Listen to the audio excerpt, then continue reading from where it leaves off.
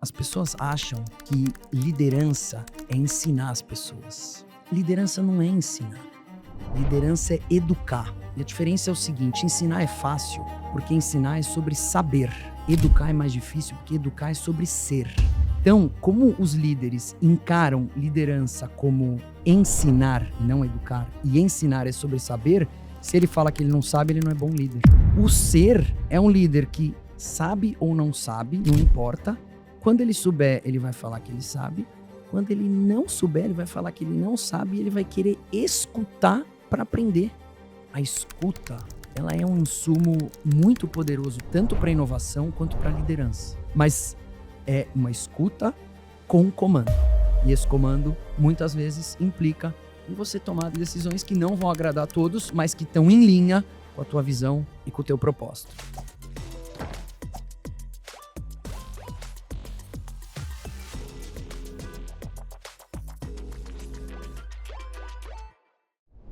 Sejam bem-vindos a mais um podcast do Fecha Conta, o podcast da Conta Azul para todo empreendedor que quer aprender muito sobre negócios e ferramentas práticas para aplicar no dia a dia. Para quem nos acompanha já há muito tempo, a gente está num cenário aqui diferente, porque a gente está no G4 Valley, o evento aqui que recebe diversos empreendedores do Brasil para aprender mais sobre negócios. O tema do episódio de hoje é o novo líder. Menos controle e mais consciência. Todo líder quer resultado, mas poucos estão prontos para abrir mão do controle. Eu estou aqui com uma figura que, além de ser um grande amigo, é um grande empresário e faz muitas coisas legais, tanto para a sociedade, mas quanto para o mundo dos negócios também. Vou apresentar ele super rápido, é o Henry Zilberstein, empreendedor, CEO do Portal Zuc, sócio da Quara e do Passageiro de Primeira, fundador do Instituto Serendipidade, que eu gostaria até que ele explicasse para a gente o conceito, que ele já me explicou aqui, achei incrível, e colunista da revista Pais e Filhos. Henry fala sobre liderança, propósito, impacto social e equilíbrio entre resultado e humanidade. Seja muito bem-vindo, meu amigo. Obrigado, um prazer estar aqui. E que bom que tem o Valley uma vez por ano, um evento de 20 mil pessoas, para que a gente possa ter meia hora junto. Tá difícil a agenda, Tá não é? Tá difícil a agenda. Conta pra gente o que era serendipidade primeiro, cara. Além de toda a tua história, mas esse conceito eu achei incrível. Serendipity, que quer dizer o ato de se fazer felizes descobertas ao acaso. É aquela nota de 50 que você encontra e fala, caramba, que legal. E a ideia nasceu depois que o nosso terceiro filho, a gente tem 3, a Nina, o Lipe e o Pedro. O Pedro é o caçula, ele nasceu com síndrome de Down. E aí eu e a minha família nos envolvemos na questão de pessoas com necessidades diferenciadas e fundamos um instituto que se chama Serendipidade. Pô, é incrível, meu amigo, incrível demais. Henry, primeira pergunta, tá? Empreendedor muitas das vezes começa o negócio centralizando tudo. Decide, executa, corrige, vende, mas chega uma hora que esse controle vira o maior inimigo do crescimento. Como foi o processo de empreender e aprender a confiar na pessoa, no time e parar de ser gargalo da sua própria empresa? Que dicas você daria? Você já empreendeu em muitas coisas, já vendeu empresa, já fundou instituto, já fundou empresa, é sócio. Eu acho que você tem uma história brilhante e você é um ser humano brilhante. Obrigado. Eu conheço poucas pessoas tão iluminadas quanto você. Obrigado. De coração, cara. Obrigado mesmo. Vindo de você, sem demagogia, vale 2. Olha, acho que a primeira coisa é importante dizer, especialmente para quem está começando agora, que o começo é assim mesmo. O começo é isso mesmo, né? Tua empresa tem 1, 2, 3, 4, 5, 10 pessoas. É meio esse caos e existe uma centralização maior e eu diria até necessária. Mas ao longo do tempo, né, com as coisas indo bem, é importante que essa centralização não vire um gargalo. Porque por mais brilhante, por maior capacidade de execução que ninguém é bom em tudo também. Ninguém é bom em tudo. E quando o empreendedor ele fica como centro da decisão de tudo, a empresa tem um limite claro, que é o limite que esse empreendedor aguenta, e esse limite ele vai decrescendo, porque a pessoa vai se estressando e vai aguentando cada vez menos, né? Então acho que o processo natural de você ir desapegando é com o tempo, porque como eu falei, acho que o começo é assim mesmo. Depois de você ir trazendo as pessoas certas e colocando as pessoas certas nos lugares certos, ou seja, porque esse processo de você se desprender, que além de uma questão de você se despir do teu ego, é uma questão muito de você confiar. À medida que você traz gente que você confia mais, que é boa, que está alinhado contigo, maior a probabilidade de você entregar uma coisa que é tua. Todo empreendedor, com razão, encara a sua empresa como um filho. Entregar um filho para alguém não é algo fácil. E acho que o terceiro ponto que caminha em paralelo é estabelecer uma cultura forte que permita esse compartilhamento. Cultura nada mais é do que a soma de comportamentos, valores, princípios e tradições de um ambiente empresarial. A cultura forte, ela acelera esse processo dos empreendedores entregarem e compartilharem mais, porque cultura também pode ser lido como tudo aquilo que acontece dentro de uma empresa quando ninguém está olhando. Então isso requer confiança. Então se você tem uma cultura forte, você tem gente boa que você confia. Fica muito mais fácil de se desprender com gente boa e com confiança. Boa. Uma das perguntas que a gente como empreendedor se faz é, cara, a parte do ego que você comentou é ferrada, assim, porque no final das contas a gente acha que a gente não tem, mas todo mundo tem. Em alguns momentos é mais aflorado, outros momentos é menos aflorado. Você costuma falar sobre esse autoconhecimento, esse propósito. Na sua opinião, como é que você deve identificar esse momento de abrir mão do ego, controlar ele, deixar o time num ambiente de trabalho mais legal? O que esse autoconhecimento pode dar? Que ferramentas? É muito legal do como. Muito quem está nos escutando são pequenos e médios empreendedores. Eles não sabem muito como.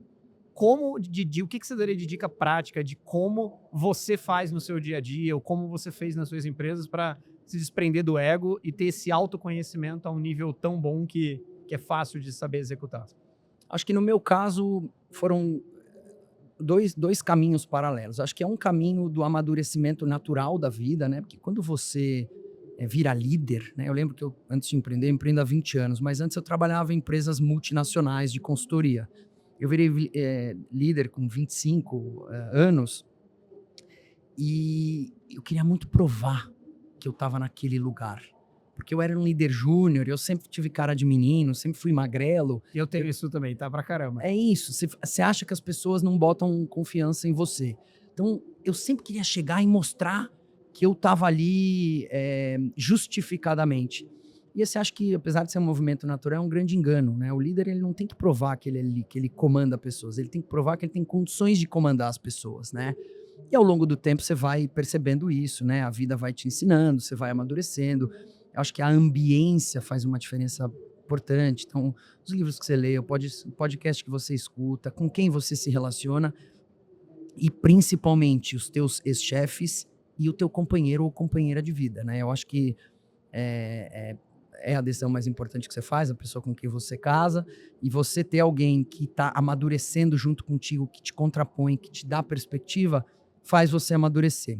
No meu caso, teve um acelerador que foi um grande wake-up call de vida, que foi o nascimento do meu filho com deficiência, né? Isso foi há 7 anos atrás? 7 anos e meio. Eu tinha 38 anos na época e, cara, as coisas sempre, graças a Deus, aconteceram para mim, eu tava indo bem. E eu achava que o mundo era uma pista de corrida ali. E de uma mão única, e que eu tava lá 120 por hora indo bem. E quando meu filho, que eu tanto sonhei, desejei, imaginei, veio com deficiência, foi um momento muito duro, porque como eu não conhecia essa realidade, eu achei que era um castigo. Eu achei que a deficiência era um grande limitador e assim por diante. Aí fui me envolvendo, fui conversando com gente, fui amadurecendo e fui me autoconhecendo. Em que aspecto? A vida é 1% daquilo que acontece contigo. Ou que você repara também, né? Porque também ao mesmo tempo que a dissonância cognitiva do que a gente repara, a gente tenta se apegar em coisas que a gente realmente vê. Né? Total. E 99% de como você reage àquilo que acontece contigo. E eu tive uma sorte, eu acho, grande de entender que, por mais que aquele momento da deficiência era um momento muito duro, estava fora do meu controle. Seria uma perda de tempo, energia e tudo que você pode imaginar, eu querer ficar me lamentando com Deus do porquê que isso aconteceu. E aí eu falei, não, cara, o que está no meu controle? No meu controle é passar a entender o que essa nova realidade me traz. Então, eu já vou falar sobre isso, mas o autoconhecimento não é sobre não ter ego. Isso é inerente ao ser humano. É o ego inerente, exato. É sobre como melhor controlá-lo. É sobre inteligência social, inteligência emocional. Então, como é que você fez para aprender sobre isso? Porque com 25 anos, quando você começou, era muito mais difícil. Você falou ali que com 35, 38 anos, 10, 12, 13 anos depois, você deveria controlar. E hoje, provavelmente, com 45, você controla absolutamente mais Mas, toda a sua jornada. menos do que eu vou controlar daqui mais pra frente, se Deus quiser, porque eu tô na evolução, mas eu controlo muito mais. Que dicas você daria, assim, terapia? O que você ajudaria empreendedores que estão nos escutando pro lado de negócio? O que é pragmático pro cara ajudar? Pragmática é o seguinte, eu acho que terapia ajuda. Eu que sou engenheiro de formação, apesar de ser casado com uma psicóloga, tinha muita resistência à terapia. Eu também tive muito e comecei há pouquíssimo tempo, tá? Tem 3 semanas. Cara, ajuda de É verdade. maravilhoso, porque a Maravilhoso. terapia, para quem nunca fez, nada mais é do que você se escutar.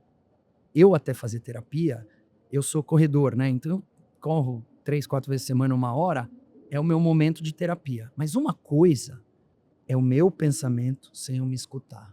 Outra coisa é o meu pensamento que eu coloco para fora. Quando você se escuta, é outra perspectiva, para além do que o teu psicólogo possa rebater. Então isso, a terapia, você se escutar, você tirar daqui e tirar daqui é maravilhoso.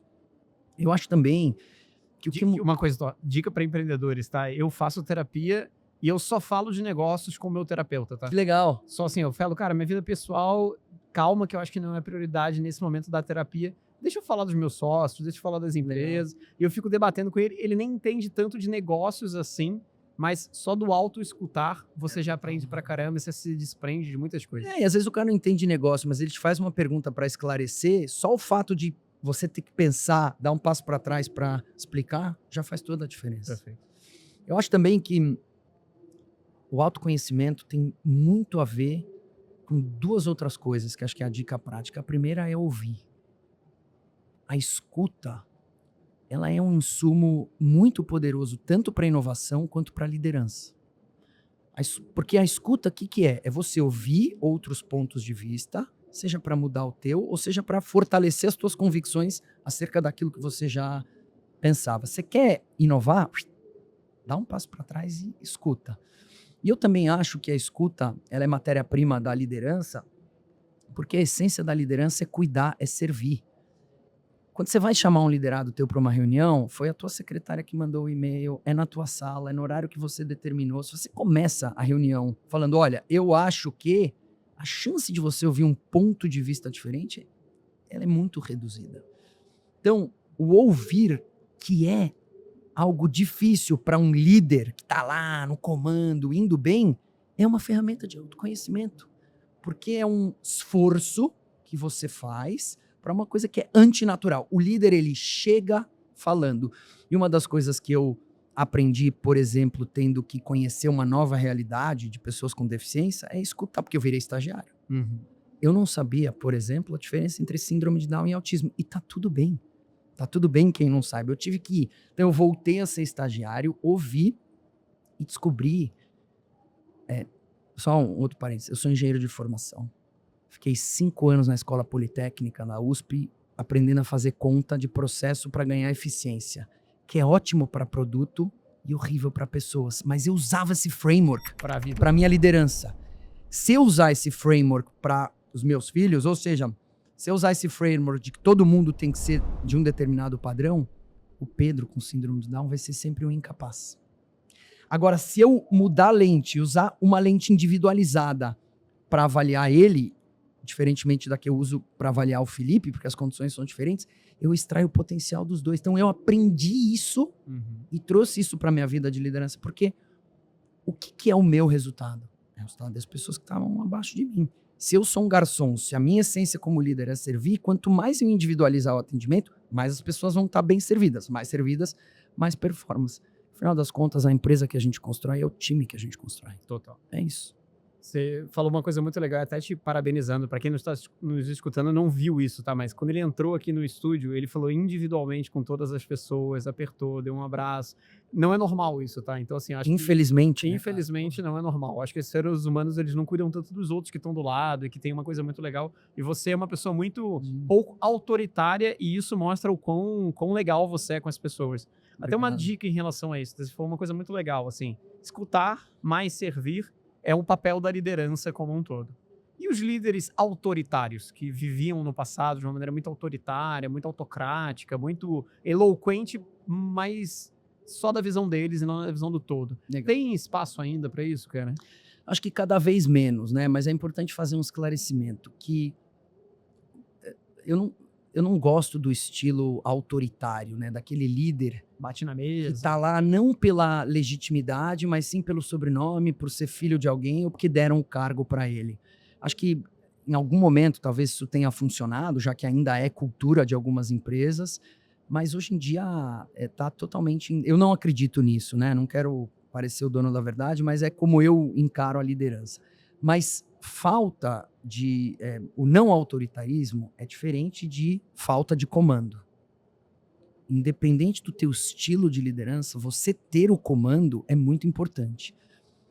E um dos erros que eu vejo nesses líderes que se consideram mais humanizados é o líder que quer ser carente. Por ser carente, ele quer ser amigo de todo mundo. Uhum. E não é que o líder não pode ser amigo de todo mundo, mas um líder, por definição, é um transmissor de notícias difíceis. O time não precisa concordar com todas as tuas decisões, ele precisa valorizar os princípios que nortearam a tua decisão. Pega um exemplo aqui, quem está nos escutando. Vai lá para o teu time de 5, 10 ou 1.000 pessoas e fala: o que vocês preferem, home office, presencial ou híbrido? 2x3, 4x1, 1x4. Não vai ter consenso. Alguma hora você vai ter que ter comando e falar: olha, vai ser assim por tal, tal e tal motivo. Cara, uns vão adorar, outros não. O líder que quer ser amigo, que quer ser carente, ele quer agradar todo mundo. E o grande problema é que ele inverte a ordem lógica de decisão das coisas. Dentro de uma empresa, a ordem lógica é sempre primeiro o que é melhor para a empresa, depois o que é melhor para o departamento e depois o que é melhor para as pessoas. E não o contrário. Mas fica tranquilo que se você tiver uma cultura forte, com todo mundo alinhado, o que for bom para a empresa vai ser bom para as pessoas. Então, acho que o autoritarismo, que é o líder que grita, que é deselegante, que não escuta, que faz a qualquer custo prevalecer a sua vontade, ele deveria ser um eu-presário. E tá tudo bem, o cara é único. Agora, quando ele decide criar uma empresa com o time, a única verdade é que o resultado dele é o resultado do time abaixo dele. Se ele não ouvir todo mundo, não tem como funcionar, entendeu? Mas é uma escuta com comando. E esse comando, muitas vezes, implica em você tomar decisões que não vão agradar a todos, mas que estão em linha com a tua visão e com o teu propósito. Perfeito. Existe algum jeito de criar um processo que garanta autonomia para as pessoas, mas sem perder qualidade? Acho que sim. Não é uma coisa trivial, mas existe, né? Eu acho que tem alguns elementos para você fazer isso. Acho que a primeira coisa dela, quando você fala em autonomia sem perder qualidade, basicamente, trocando em miúdos, você está falando: olha, a gente vai ter um grau de controle em relação à tua jornada, que dia você vem, qual é a tua agenda menor, em troca do teu resultado. Para isso acontecer, precisa ter um ambiente de confiança. Você precisa confiar que as coisas que precisam acontecer quando ninguém está controlando, ninguém está olhando, aconteçam da forma como ela precisa acontecer. Isso é definição de cultura. Cultura é aquilo que acontece dentro de uma empresa quando não tem ninguém olhando. Então, o passo número 1 para você ter uma gestão mais livre do ponto de vista de controle, mais autônoma, é você ter cultura. Porque a cultura, ela vai ter 2 efeitos, a cultura forte. Primeiro, alinhamento de valores, princípios e comportamentos. Todo mundo vai fazer aquilo que é certo, não o que é conveniente. E 2, alinhamento de visão, propósito e missão. A base da cultura é essa definição. Então, não dá para você falar, na minha opinião, em autonomia de uma empresa sem a cultura estar forte. Primeiro você fortalece a cultura. Primeiro você garante que as coisas funcionem mesmo quando o patrão, o chefe não está. E um outro medidor, a TAB de cultura forte, às vezes as pessoas acham que cultura forte está ligada ao grau de porrada, né? Então o próprio G4 tem um grau de porrada. Ambev. Cultura do mercado financeiro. Mercado financeiro. Esse é um tipo de cultura forte, não tem certo ou errado. Se você pegar um banco japonês, que é um banco que tem cultura diametralmente oposta em relação à porradaria, mas tão forte quanto. Então, cultura forte é aquela cultura que abraça o colaborador que naturalmente se identifica com ela e da mesma forma, natural, ela espelha a maçã podre. A hora que isso acontecer no teu negócio, você tem cultura forte, aí você consegue dar um pouco mais de autonomia. Eu entrevistei uma pessoa aqui até no Fecha Conta que fala muito que cultura é o que você vai premiar e o que você vai permitir. Então, o que você vai tolerar e o que você vai premiar dentro de um contexto. Até falando nisso, a nossa liderança do século XXI, ela é uma liderança que foi autoritária Uhum. e agora ela está um pouco mais suave. Uhum. E essa parte de suavidade, até a questão de empatia, ela ocorre muito por fragilidade. Você só consegue ser empático e entender o lado do outro se o outro for frágil contigo e abrir e entender um pouco Expor as suas as vulnerabilidades. vulnerabilidades. Por que ainda é tão difícil para os líderes dizer eu não sei? O que é esse lado do preparo para se mostrar mais vulnerável em si e como você constrói esse processo? Porque saber de tudo também, você tá errado, né? Você Nossa, não tem ótima como, cara. Ótima pergunta, cara. Eu acho que talvez não tenha uma única explicação, né? O que me vem à cabeça, que eu tenho visto muito, né? Bom, depois de 4 anos no G4, com mentorias presenciais... A gente tem que ser rápido e talvez falar não sei em alguns momentos. Mas eu tava vendo, pô, foram 5 mil empresários, fora esses eventos grandes, que num dia passam 20 mil, 5 mil que passaram em sala de aula onde eu tava, né? E uma das coisas que eu vejo é que as pessoas acham que liderança é ensinar as pessoas. Liderança não é ensinar. Liderança é educar. E a diferença é o seguinte, ensinar é fácil, porque ensinar é sobre saber. Educar é mais difícil, porque educar é sobre ser. Então, como os líderes encaram liderança como ensinar e não educar, e ensinar é sobre saber, se ele fala que ele não sabe, ele não é bom líder. O ser é um líder que sabe ou não sabe, não importa. Quando ele souber, ele vai falar que ele sabe. Quando ele não souber, ele vai falar que ele não sabe e ele vai querer escutar para aprender. Por isso que é muito mais difícil. Estão respondendo muito diretamente a tua pergunta, por que é tão difícil o líder saber que ele... Por que é tão difícil o líder falar não sei? Porque ele encara que a liderança é sobre saber. E a liderança não é sobre saber. Saber é fácil, cara. Você consome um podcast, você lê um livro, em tese você já sabe. Uhum. Eu sempre brinco da diferença do líder simpático com o líder empático. Líder simpático é aquele que as pessoas olham e falam I like him. O líder empático, que é o líder que educa, que é o líder que as pessoas olham e não falam I like him. Elas falam I am like him. Ou seja, não é que elas gostam dele, elas querem ser ele. Então essa, na minha opinião, é a diferença. Um bom líder é um líder que educa, não só ensina. Cara, palavras incríveis, profundas e diretas. Foi maravilhoso. Última pergunta antes de ir para a parte final. Você já construiu muitos negócios, impactou muitas pessoas e fundou instituições que mudam vidas. Quando você olha a sua trajetória, o que você acredita que é o verdadeiro legado de um líder? Você já passou por tudo, cara. Acho que tem vários legados, né? Primeiro, o legado não está ligado a quantas pegadas o líder deixa, na minha opinião, mas sim quanto tempo essas pegadas perduram, né? Acho que legado é aquilo que as pessoas vão falar de você quando você não estiver mais aqui. Acho que não tem legado mais potente do que você formar seres humanos melhores do que você. Porque se você pensar na evolução da vida, a vida está sempre em evolução. E essa evolução está muito ligada à capacidade que a gente tem de multiplicar riqueza, conhecimento, pessoas boas, etc. Então acho que esse é um primeiro ponto, né? Aquele líder que encara a liderança como servidão, no sentido de multiplicar, esse é um baita legado. E para mim, eu aprendi isso me conectando com o terceiro setor, o que vale dessa vida não é o quanto se acumula, mas sim o quanto você espalha. Então aquele líder, isso não quer dizer que o cara não pode querer ganhar dinheiro, não tem nada disso, né? Mas é um líder que antes de pensar na grana, pensa no impacto. Foi louco, porque eu sempre tive essa história de querer ganhar dinheiro, sempre fui positivamente ambicioso. A hora que eu passei a criar negócios pensando primeiro no impacto e não na grana, eu passei a ganhar muito mais dinheiro do que quando eu pensava no negócio só pelo dinheiro. Que engraçado, cara. E o nascimento do Pedro ajudou nisso ou foi antes? Totalmente, cara. O Pedro, ele me abriu uma porta para várias coisas, mas inclusive para o terceiro setor.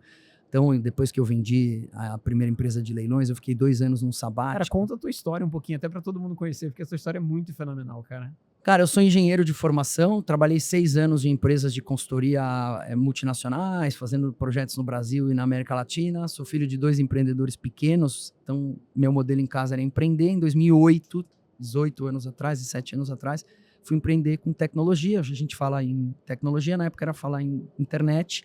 E fundei um marketplace de leilões. Esse marketplace deu super certo. Depois de 10 anos, erros, acertos, escala, a gente vendeu para o grupo de tecnologia, me tornei executivo do meu ex-negócio, uma empresa maior, e depois de cumpridos os acordos, eu saí.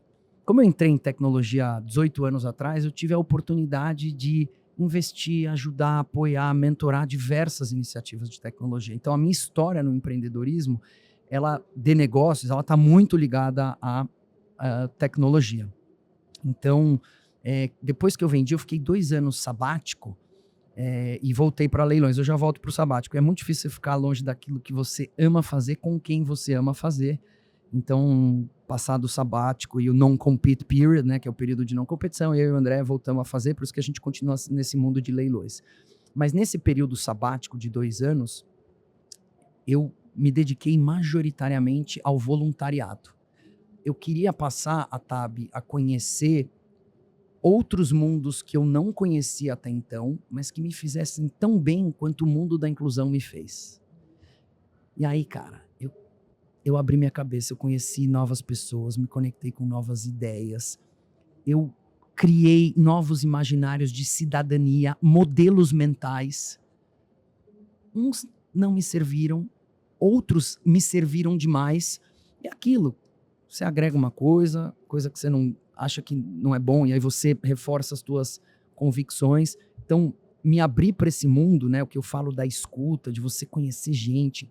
A gente tá aqui, você é um cara de negócios, eu também. Tá no G4 é maravilhoso. E claro, eles pagam bem, mas você tá aqui zero pelo dinheiro. Você tá aqui, porque tá aqui é um tesão. Você tá aqui, porque o G4 é educação, chama educação, porque a gente não ensina, a gente educa, porque a gente pode ser. Você é aqui quem você é. Eu sou aqui quem eu sou. E a gente aprende muito ensinando, é surreal, cara. Esse é o ponto. É muito maluco. Você tem o título mentor e você tá lá ensinando, etc. Mas no fundo, você, eu, são os que mais aprendem. É por isso que a gente tá aqui sempre. Total. Incrível, cara. Maravilhoso. Para quem tá nos escutando, essa parte de educação é muito legal porque a gente fala muito sobre gestão. E gestão é a base de toda a ferramenta financeira e toda a gestão de negócios como um todo. Aqui a gente está dentro da conta da casa da Conta Azul. A Conta Azul é uma ferramenta de gestão incrível.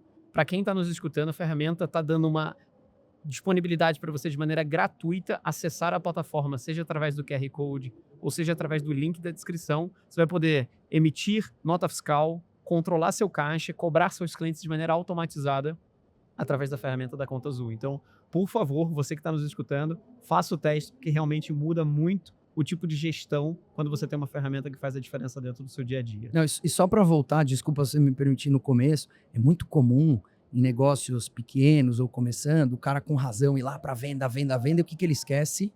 Finanças. Então, tem uma ferramenta que te ajuda sem precisar se dedicar tanta atenção, porque ela faz para você, faz toda a diferença do mundo. Porque consertar lá na frente dá um trabalho. E quando tem um erro muito grande, tem coisas que não dá nem para consertar. Se sobreviver, dá um trabalho. Exato. Perguntas mais bate-bolas, assim, Vamos lá. Você pegar e pegar um pouquinho mais. Uma lição que você aprendeu observando bons líderes. Pode ser duas? Claro. A primeira é, se você não entende de pessoas, você não entende de negócios. E a segunda, no momento turbulento de negócios que eu vivi, acho que foi uma das grandes lições da minha vida, que paciência não é a arte de saber esperar. Paciência é a arte de saber se comportar enquanto espera. Então essa inteligência emocional que esse líder me ensinou mudou minha vida. Porque todo mundo vai passar por momentos difíceis, mas todo mundo precisa ter paciência. Mas a paciência não é saber esperar, é saber se comportar enquanto espera, que é muito difícil. Cara, incrível, incrível. Uma atitude que mostra maturidade na liderança. Você ser altruísta. Você querer pensar nos outros antes de pensar em você. Por várias razões. Inclusive porque é bom para você, porque o sucesso dos outros é o teu sucesso. Então, o líder imaturo é o primeiro da fila, é o primeiro a falar. O líder maduro, que é um líder altruísta, é o último da fila. Tem um livro do Simon Sinek que se diz O Último a Levantar da Mesa. Fala sobre isso. Incrível. Algum erro que você se arrepende de ter cometido durante essa trajetória que se você pudesse voltar, você mudaria? Muitos, vou citar 2.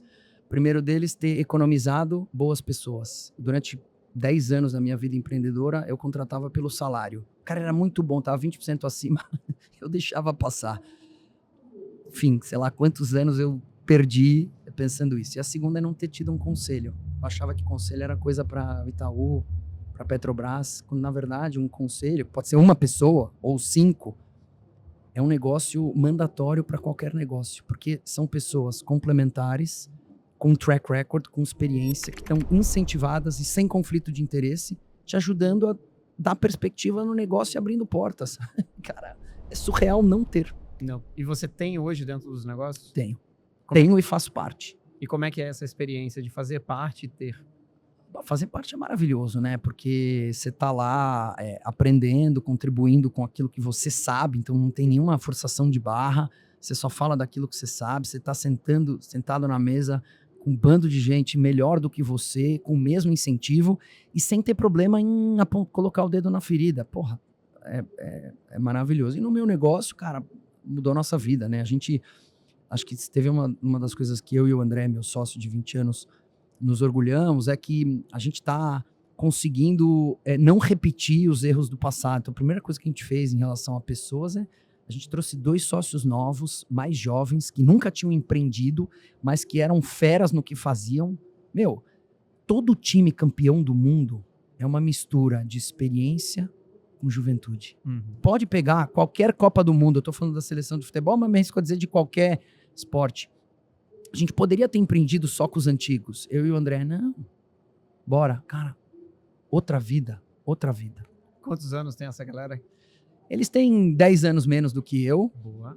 O Thiago talvez tenha 7 anos, mas acho que é menos sobre a idade. Mais sobre o pensamento. E mais sobre, né, porque acho que quando você tá empreendendo, todos têm uma baita experiência, mas quando você empreende, você desenvolve um tipo de casca que é diferente de quem não empreendeu. Então, como a gente é empreendido ao longo de 12, 15 anos, na segunda valsa, né, do mesmo ritmo, você tem uma diferença de maturidade. Por outro lado, cara, a gente, como já sabia fazer as coisas, era menos disciplinado em relação a algum framework, etc. Putz, a gente tem um sócio de tecnologia, que é o Raimundo, que é um moleque fenomenal. Ele traz a gente e fala, cara, é importante. Você não fala que ritual e rotina para a cultura é importante? Então, para desenvolvimento de produto também. A gente tem que ouvir o nosso cliente. Puta, é verdade. Porque como a gente acha que sabe das coisas, a gente tende a querer ouvir menos os clientes. É uma bobagem. Primeira coisa que você tem que fazer, independente do teu grau de conhecimento sobre algo, é ouvir a dor do teu paciente. É isso. Boa. Última pergunta. Se você pudesse indicar uma pessoa para estar num próximo episódio do Fecha a Conta aqui junto comigo, batendo um papo, trazendo conhecimento para os empreendedores do Brasil, quem seria essa pessoa e por quê? Carlos Eduardo Altona, maior headhunter do país, mentor do G4, maior especialista em recrutamento, retenção e gestão de pessoas que eu conheço. Meu maior chefe que eu tive na empresa de consultoria, alguém que eu tenho hoje orgulho de chamar de amigo e que, porra, toda vez que eu escuto ele é um deleite. Incrível. Henry, prazer inenarrável ter você aqui. E você não vai fugir do almoço comigo, hein? Por favor. Você não vai fugir do almoço comigo. Obrigado de verdade. Espero que a turma tenha gostado. Estou super à disposição. E bora pros próximos. Boa. Prazer demais, meu amigo. Obrigado. Grande abraço. Ei, peraí, você tá indo embora já? O convidado de hoje já indicou um nome incrível que logo vai estar aqui no podcast. Mas agora eu quero ouvir a sua história e ter você aqui comigo, nessa mesa, nos próximos episódios do Fecha a Conta. Se você é empreendedor e já teve alguma das portas fechadas durante a sua jornada, mas seguiu firme, buscando crescimento, ou se está enfrentando desafios reais na gestão do seu negócio e quer trocar uma ideia com quem já passou por isso, essa é a sua chance de participar do podcast Fecha a Conta. Para participar, acesse o perfil da Conta Azul no Instagram. Envie uma mensagem com um vídeo curto de até 60 segundos, se apresentando e apresentando a sua empresa. E claro, explica para nós por que você quer sentar nessa mesa e fechar a conta com a gente.